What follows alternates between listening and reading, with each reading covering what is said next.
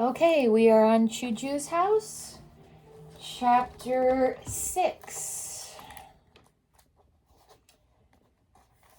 Hannah went about with red eyes and so sad a face I could not bear to look at her. Several times she went to the door and peered out as if Kwan might return, but there was no returning of Kwan.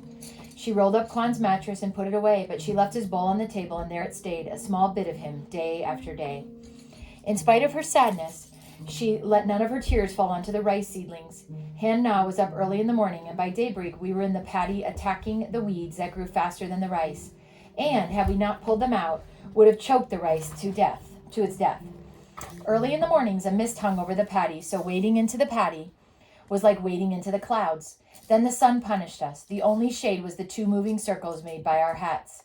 It was the time of the rains, and every afternoon a warm rain would fall, making little dimples on the water. When the rice grew to cover the water, the rain fell on the rice plants, and they sprang up into a thick green mat. Hannah was sad, but it was not all sadness. A little frog would jump out at us, and I would see a smile come over Hannah's face. The frog would go into our bag, and its tender flesh would make our rice tasty that night. Often Hannah would tell me to rest. You are not used to such work. If Kwan is not going to work the land when I am gone, what is the use of breaking our backs to save it? Still, Hannah worked on. I saw that it did not matter how the land tired her out. It was her land, and every moo was precious to her. M-U, maybe mu? And that means 1/6 of an acre. So that's like, it's what a lot of houses are on, like in the suburbs. The work was hard, but I was not unhappy. Huna was kind, sharing with me all that she had. After our evening rice, we would sit in the courtyard where there was a breath of air and look out at the green patchwork of rice paddies, and beyond the paddies at the hills where the clouds gathered. Often Hannah would tell me stories of the land. My family has always worked this land, Hannah said, but long ago all the land belonged to a very rich man, and they worked for him. Hannah's grandmother had told her of the great house in which the rich man lived.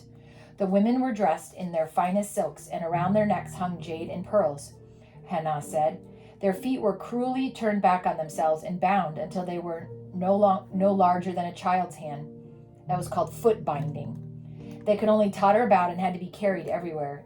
The landlord kept strange animals, monkeys and tigers. He had more wives than he could remember.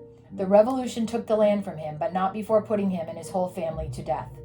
We have some of his land now, Hannah said, but we must wade in his blood to grow our rice. Even more wondrous to me than Hannah's tales was the rice itself. Though my back never ceased to ache, I thought how happy Papa would be to see the rice plants spring up, green and tall in the paddies. While I marveled at the rice growing before my eyes, Hannah grew weaker and lived only for Kwan's letters. It was a month before the first letter arrived. Honored Mama, I am now in the great city of Shanghai. It is larger than can be imagined. There are more people in the city than there are grains of rice in our whole province. The food and the language are strange, so you cannot be sure you are still in China. People get from one part of the city to the other by descending underground and riding cars through tunnels that have been burrowed into the ground. As yet, there is no job for me, but new buildings rise everywhere, so labor must be wanted. Tell me how the rice is progressing. I send my greetings to the girl, your humble son, Kwan. Hannah may read Kwan's letter several times, trying to find comfort in his words, but there was little comfort in the story of a son lost in a large city with no friends and no work, and perhaps no roof over his head or food to eat. Another month went by, and Kwan's next letter told of work and a room he shared with several other laborers. In the letter after that, there were yuan notes wrapped in paper. Buy a little meat to keep up your strength, Kwan wrote to his mother, and a new quilt to take the place of the worn one. But Hannah carefully put the yuan, still wrapped in its paper, into the chest where she kept her few clothes. Once a week, Hannah sent me into the village for salt or noodles or some other small errand. The journey was pleasant, for the path into the village wandered among the rice paddies, and I rejoiced in standing upright all day. I would stop here and there to compare the crops of the other paddies with our crop. I worried if another crop was further along than ours, and I was pleased if our crop was taller and thicker. I would exchange a word with the other farmers and learn from them. One farmer showed me a new way of planting the rice seedlings. You throw the seedlings, he said. Won't they float away, I asked. No. The weight of the small clump of dirt that clings to their roots will settle them into the earth. It is much faster. In the village, the streets were crowded with bicycles. You had to step carefully, for the people of the village threw their refuse out of the doorways onto the walks. That means threw their garbage out onto the walkways. And there was much spitting. Also, there was a smell of night soil coming from the privies behind the house and shops. I think that means poop. The holes beneath the privies were shallow so that the men who collected the night soil for crops would have no difficulty. Train tracks ran through the village, and if I was lucky, I might see one of the great beasts as it came to a screeching halt to unload or pick up passengers. Many of the trains rushed along without stopping, for our village was not an important one. If I went early in the morning, I would be in time to see the villagers at their martial art exercises. Drums and gongs were sounded, and the villagers practiced making war with clubs, swords, pitchforks, and even umbrellas. I lingered among the shops. In one shop there were cages of quacking ducks. In another, ribbons of live eels squirmed among the fish. And for a moment I was sad, thinking of Wu and the boys and Yi Yi. There was a stall where keys were made, and another where you could find bamboo hats in every shape and size. A doctor had set up a booth, and hanging on the wall of his booth was an acupuncture chart exactly like my papa's. My favorite place was the Morning Sun noodle shop, where noodles, longer than I was tall, were cut from endless rows of dough. Hannah always gave me a few yuan for a bowl of noodles nestled in a bit of fragrant broth. I sipped the long worms of noodles slowly, making them last, and then I would stand a bit by the tea house to look at the old men and their caged birds. I was fascinated to see how from a great distance the clever waiter directed the stream of boiling water into the cups. When I hurried home, I would tell Hannah all that I had seen in the village. I tried to get her to go with me, but she would not leave the land. Though months had passed since Quan had left, I believe she still expected him to return, for often she would stand at the door, her head shading her eyes, looking into the distance. One evening a man came walking toward us, and Hannah let out an exclamation and took a step toward him. Then she stopped. "It is only Ling." "Who is Ling?" I asked. "The Zhangs live in the hills. Ling's Baba was a friend of my husband's. Each week they play checkers together at the tea house in the village.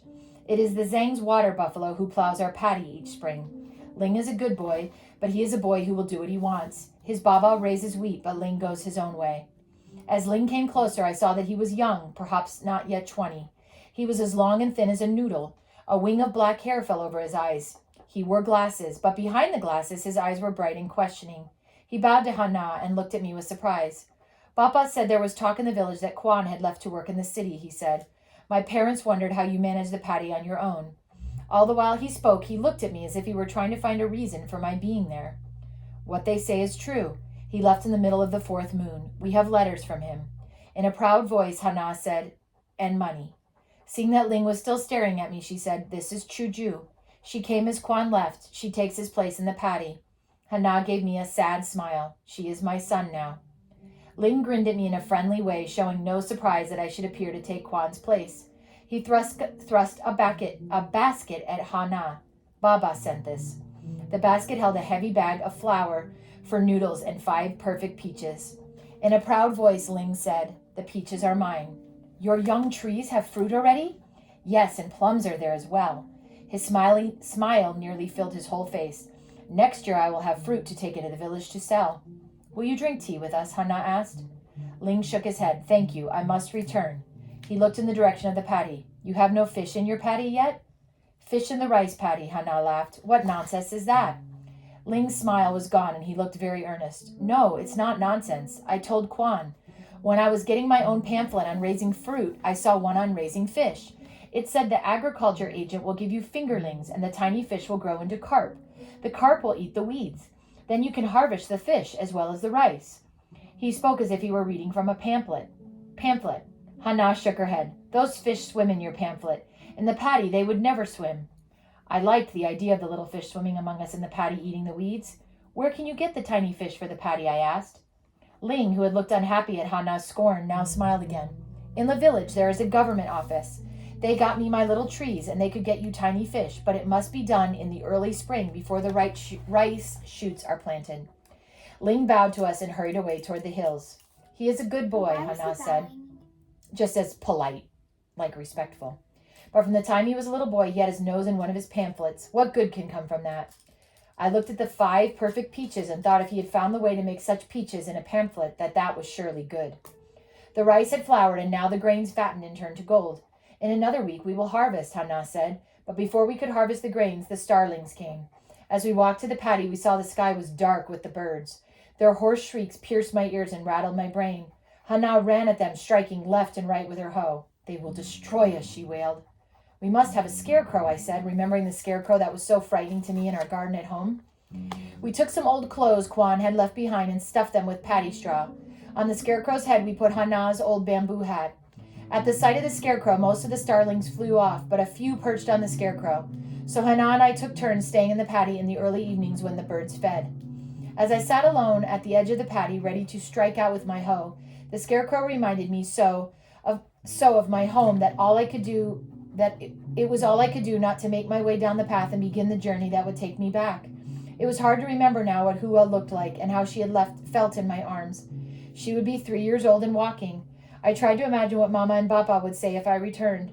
I knew I could be sure of Nene's scolding.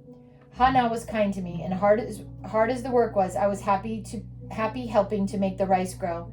But Hana was not my mama, and her house was not my home. I grew sad, and then the starlings came, and I ran about threatening them with my hoe, and after a while I forgot my sadness. At the end of the 8th moon, we harvested the rice with our scythes, and beat the rice on the threshing stone to rid it of all its hull and the bran. The pure white kernels that emerged were like many pearls. Nothing was wasted. The sweet-smelling straw was saved to stuff our mattresses and to make nests for the chickens.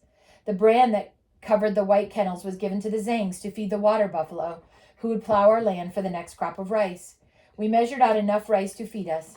In the measuring, Hana counted Kwan, even though he was not there. We will have it if he returns, she said. The rest of the crop was sold to a man who called at the paddies, haggling over the price and paying too little. Still, Hana was able to add to the savings that now came every month from Kwan and rested in the chest. She often took out the money and counted it to see how it grew. One day, she said, there will be enough for Kwan to come home. When the rice was sold, Hana handed me some yuan. Certainly your work should be rewarded, she said. What am I to do with it, I asked. As you like, she said. I went to the village and stood by the stall that sold blue jeans. Finally, I got up the courage and asking the price, found I had enough yuan to buy a pair. What size? The woman asked. I knew nothing of size since my mama and Nene had made my clothes. They were large for me so that I would not grow out of them too quickly, and then after a while they were too small. Try these, the woman said. I went behind a curtain and pulled them on. When I saw they fit, I folded up my trousers and keeping on the jeans, put the money in the woman's hand. There was still a little money, and I bought Hana candied ginger, which was her favorite thing to eat, and her smile was nearly as pleasant to me as the blue jeans. And that is the end of chapter 6.